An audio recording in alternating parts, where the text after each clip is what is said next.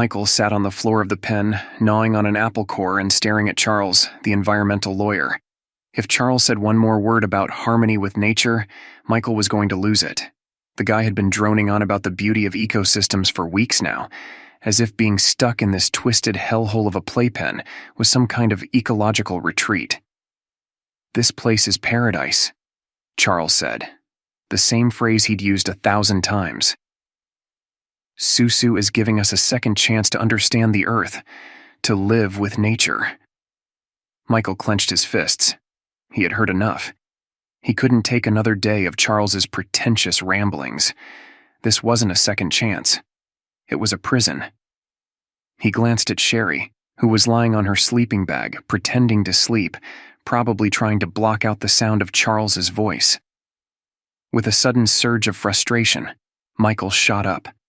He stormed over to the old lawyer, and before he knew what he was doing, he grabbed the apple from Charles's hand and threw it at the wall.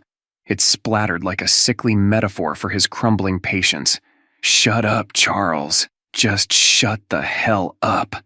Michael's voice cracked with anger. Charles blinked at him, clearly shocked. "I'm only trying to..." "Trying to what? Convince us this is some kind of green utopia? Look around, man. We're trapped in a giant playpen by a tree woman. This isn't about nature, it's madness." Charles opened his mouth to speak, but Michael had already crossed the line.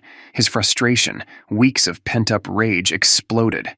Without thinking, he punched Charles right in the face. The old man went down like a fallen tree, hitting the floor with a soft thud. Sherry sat up. "Michael, what the hell are you doing?" she shouted. But it was too late. Suzu had appeared. Suzu, towering over them in her human-sized form, her red eyes glowing ominously, did not speak a word. She simply walked forward, her movements slow and deliberate, and before Michael could react, she grabbed him by the neck and lifted him off the ground like he was a mere twig. "I told you," Suzu said softly, though her voice was laced with fury. "No violence." Michael kicked and struggled, but it was useless. Suzu's grip was iron. She turned, and with a flick of her arm, sent him flying through the air. He landed hard, outside the pen, just beside the massive tree bed by her nightstand. He groaned, pain surging through his body. Suzu stood over him, her expression cold and unreadable. "You want to fight? You want to destroy like the rest of them? You think you're above nature, don't you, Michael?" Michael tried to speak, to reason with her, but she wasn't listening. "You will stay here," she said, her voice like a crack of thunder. "Alone. Forever." Then, without warning, Suzu waved her hand, and the vines that had once gently cradled the pen turned into something more sinister. They shot out like snakes, wrapping around Michael's arms and legs, dragging him to a small, confining pen by her bed. This one was different. It was personal, built just for him. His own private hell.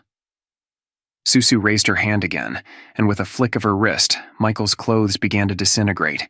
His shirt, pants, everything vanished until he was left in just his boxers. The humiliation burned as much as the rage inside him. "You will not wear the clothes of those who harm nature," Suzu said, her eyes piercing into his soul. "You will be reminded of what you are." The pen she placed him in was a fraction of the size of the original. It had no amenities, no food, no water, just a cold, hard floor. The smell of damp earth filled his senses as he sat in the dark, utterly defeated. Time passed. Days, weeks. He wasn't sure.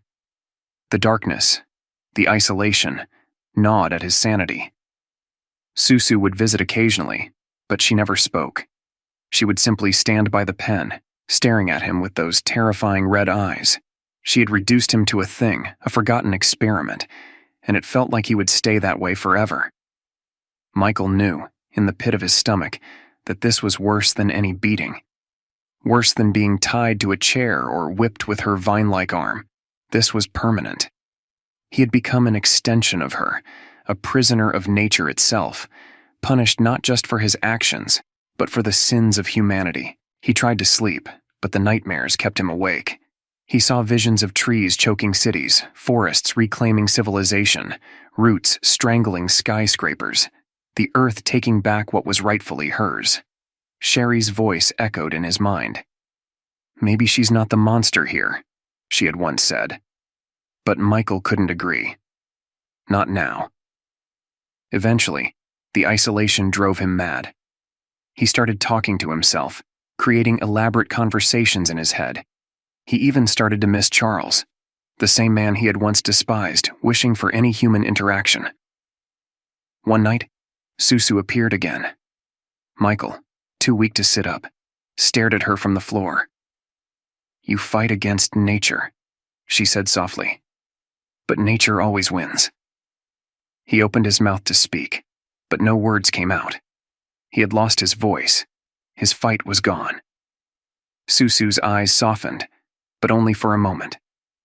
"You will remain here until you understand. Until you know what it means to live in balance." And then, as if delivering the final blow, she whispered, "Forever." The word echoed in his head, looping endlessly as she turned away, leaving him once again in the cold, endless dark.